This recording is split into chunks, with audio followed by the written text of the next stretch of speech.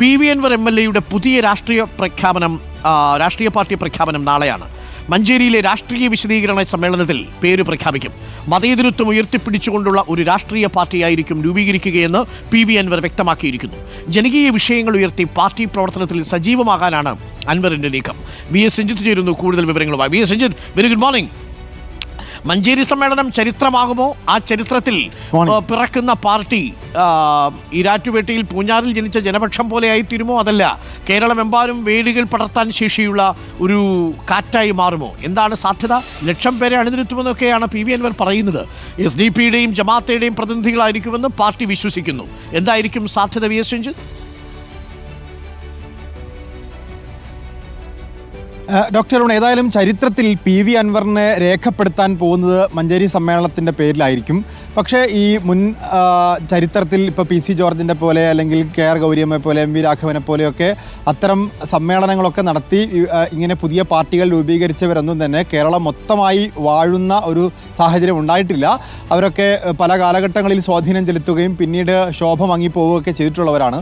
ഏതായാലും PV Anwarനെ സംബന്ധിച്ച് മലപ്പുറത്തിൽ അദ്ദേഹത്തിന് സ്വാധീനമുണ്ട് എന്നുള്ള കാര്യം അദ്ദേഹം നിലമ്പൂരിലെ വലിയ പ്രചാരണമൊന്നും കൊടുക്കാതെ വലിയ അവകാശവാദങ്ങളില്ലാതെ നടത്തിയ സമ്മേളനത്തിൽ വ്യക്തമായതാണ്.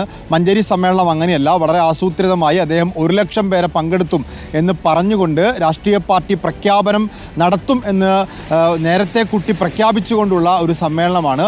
ഇതിൽ പ്രധാനപ്പെട്ടൊരു വിഷയമെന്ന് പറയുന്നത് മലപ്പുറത്ത് PV Anwarന് വലിയ സ്വാധീനമുണ്ട്. അതിൽ തന്നെ ചില സാമുദായിക സംഘടനകളുമായിട്ടൊക്കെ മലപ്പുറത്ത് നീക്കുപോക്കുണ്ടാക്കാൻ PV Anwar ശ്രമിക്കുകയും ചെയ്യുന്നുണ്ട്. പ്രത്യേകിച്ച് കാന്തപുരം AP അബൂബക്കർ മുസ്ലിയാരെ നേരിട്ട് കാണാനുള്ള ശ്രമം PV Anwar നടത്തുന്നുണ്ട്.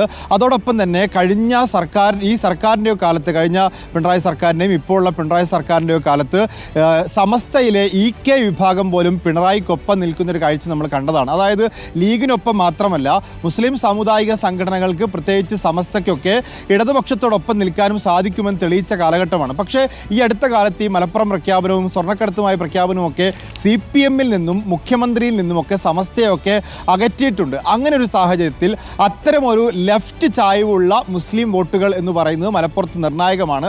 ആ വോട്ടുകൾ അൻവർ പിടിക്കുകയാണെങ്കിൽ, ആ അണികളെ അൻവർ സ്വാധീനിക്കുകയാണെങ്കിൽ അതൊരു പാർട്ടിയായി രൂപീകരിക്കാനുള്ളൊരു സാധ്യതയുണ്ട്.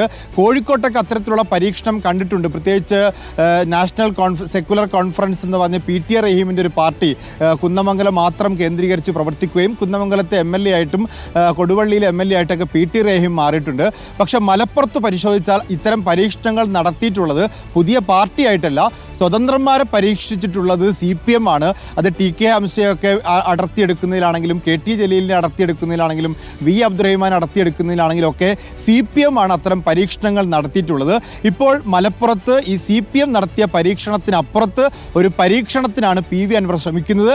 ആ പരീക്ഷണം ആർക്കാണ് കോട്ടം തട്ടിക്കുക എന്നുള്ള ഒരു ചർച്ച, ആശയക്കുഴപ്പം രണ്ട് മുന്നണികളുമുണ്ട്. ലീഗ് പറയുന്നത് അത് CPM വോട്ടായിരിക്കുമെന്നാണ്.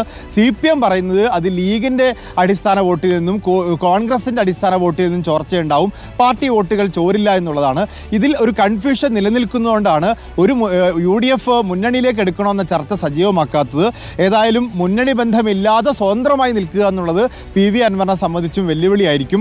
PV Anwar ശക്തി തെളിയിച്ചാൽ ഒരു പക്ഷേ UDF അതിനെ എടുക്കാനും സാധ്യതയുണ്ട്. കാരണം ലീഗൊക്കെ മുൻ നിലപാടിൽ വലിയ അയവ് വരുത്തിയിട്ടുണ്ട്. കുഞ്ഞാലിക്കുട്ടി പോലും PV Anwarനെതിരെയുള്ള നിലപാടുകളിൽ അയവ് വരുത്തി. UDFൻ്റെ കൺവീനറായിട്ടുള്ള MM ഹസൻ നേരത്തെ പറഞ്ഞ നിലപാടിൽ നിന്ന് അയവ് വരുത്തി. VD സതീശൻ്റെ ഒരു ടാക്റ്റിക്കലായിട്ടുള്ള നിലപാടാണ് ശരി, വരട്ടെ കാണാം എന്ന മട്ടിൽ UDF നിൽക്കുകയാണ്. VS രഞ്ജിത്ത്, ഇന്നലെ പാർട്ടി സെക്രട്ടറി പറഞ്ഞത് പാർട്ടിയുടെ മുൻ അനുഭാവികളായിട്ടുള്ള 50 പേർ മാത്രമേ ചന്തക്കുന്നിലെ പരിപാടിയിൽ പങ്കെടുത്തിട്ടുള്ളൂ.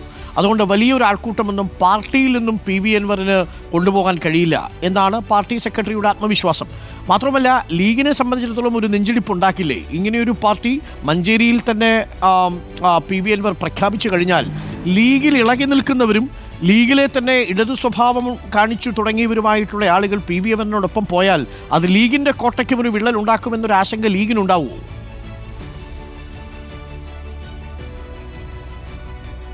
ലീഗ് ആശങ്കപ്പെടേണ്ടതുണ്ട്. പക്ഷേ CPM സംസ്ഥാന സെക്രട്ടറി പറയുന്ന പോലെയല്ല. CPMൻ്റെ അടിസ്ഥാന വോട്ടുകൾ ഇപ്പോൾ ബ്രാഞ്ച് അംഗങ്ങളായിട്ടുള്ള, ബ്രാഞ്ചിൽ അല്ലെങ്കിൽ ലോക്കൽ കമ്മിറ്റിയിലോ വലിയ കമ്മിറ്റിയിലോ അംഗങ്ങളായിട്ടുള്ള സജീവമായിട്ടുള്ള പാർട്ടി അംഗങ്ങൾ ഒരുപക്ഷെ PV അൻവറിനൊപ്പം പോയിക്കൊള്ളണമെന്നില്ല.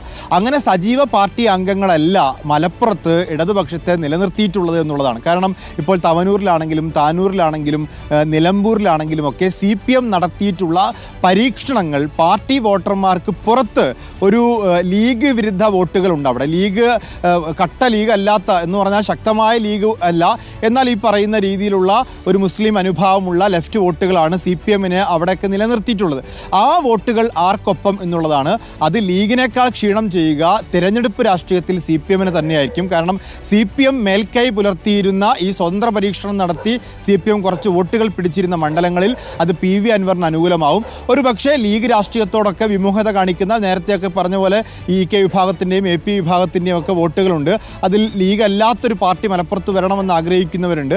അങ്ങനെയുള്ള ലീഗ് അനുഭാവികളുടെയൊക്കെ വോട്ടുകൾ കൂടി ചേർന്നേക്കാം. പക്ഷേ കൂടുതൽ ക്ഷീണം CPMന് തന്നെ സംഭവിക്കും, ഇടതുപക്ഷത്തിന് സംഭവിക്കും എന്നുള്ളത് തന്നെയാണ് നമുക്ക് മനസ്സിലാക്കാൻ സാധിക്കുന്നത്. പക്ഷേ ആശങ്ക കോൺഗ്രസിനും ലീഗിനും ഒക്കെ ഉണ്ട്. പക്ഷേ ആ ആശങ്ക പരിഹരിക്കാൻ UDFന് എളുപ്പമാണ്. PV അൻവറിനെ ചേർത്ത് പിടിച്ചാൽ ഇത്തരത്തിലുള്ള ആശങ്കകൾക്ക് അവിടെ വകുപ്പില്ല. ഇടതുപക്ഷത്തിൻ്റെ ഏതെങ്കിലും സാധ്യതകൾ മലപ്പുറത്തുണ്ടെങ്കിൽ ആ സാധ്യത മങ്ങുകയും ചെയ്യും. ഓക്കെ, വിഎസ്ജിത്ത് മറ്റൊരു കാര്യം കേട്ടോ, ഈ രാഷ്ട്രീയമായിട്ടുള്ള കാര്യമല്ല. ഇന്നിപ്പോൾ പത്രങ്ങളൊക്കെ റിപ്പോർട്ട് ചെയ്തൊരു വാർത്തയുണ്ട്.